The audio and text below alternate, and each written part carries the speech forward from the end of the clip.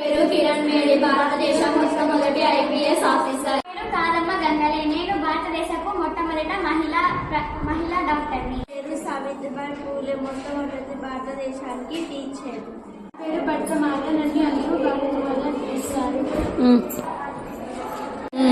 నా పేరు మౌని, నేను ఉపాధ్యాయుడిని. పిల్లలకు చదువు ఉచితంగా చెబుతాను. నేను జాతిపిత. పల్లెటూరు ఆడపడుతుంది. నా పేరే మదర్ తెరీసా, నేను దేశానికి సేవలు చేయడమే నా అలవాటు.